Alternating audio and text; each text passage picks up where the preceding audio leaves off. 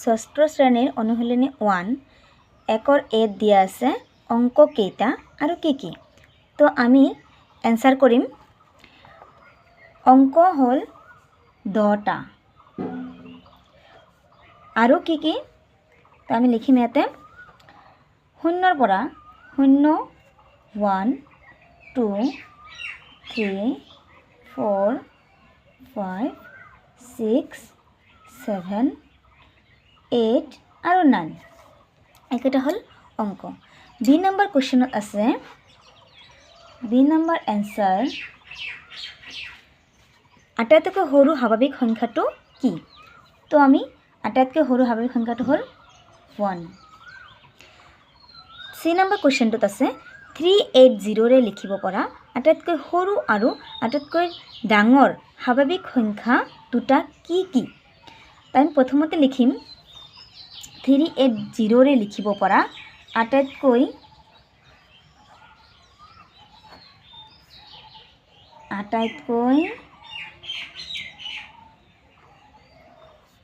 ডাঙৰ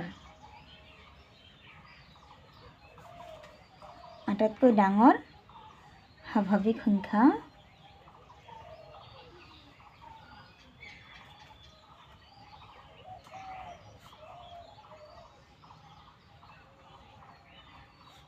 কি হ'ব 380 টো ডাঙৰটো হ'ব 830 আৰু আটাইতকৈ সৰু স্বাভাৱিক সংখ্যাটো হ'ব 308। ডি নম্বৰ কোৱেশ্চনত আছে 4379 অংক কেইটাৰে লিখিব গঠন কৰিব পৰা 4টা অংক বিশিষ্ট বৃহত্তম আৰু ক্ষুদ্ৰতম সংখ্যা দুটা লিখা। তো প্ৰথমতে আমাক কি কৰিব দিছে যে এই 4টা অংকৰে লিখিব পৰা বৃহত্তম সংখ্যা মানে ডাঙৰ সংখ্যাটো আমি কি লিখিব পাৰিম। তো আমি বৃহত্তমটো কি লিখিব পাৰিম যে বৃহত্তমটো হ'ব সকলোতকৈ ডাঙৰ যিটো সংখ্যা তাৰ সেইটো দিবা 9743 আৰু ক্ষুদ্ৰতমটো হ'ব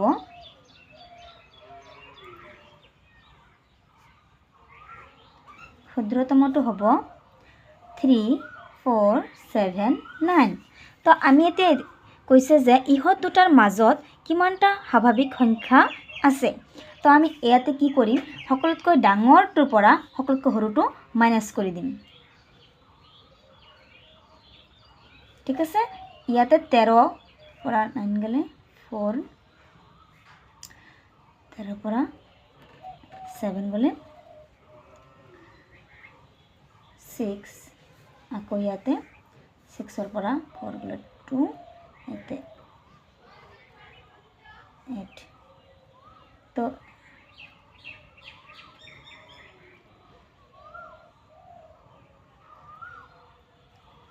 ইয়াতে থাকিল 9 পৰা 6।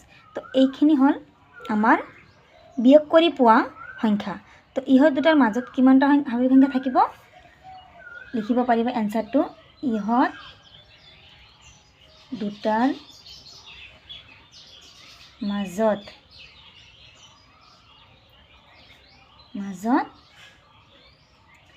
6264টা স্বাভাৱিক সংখ্যা থাকিব।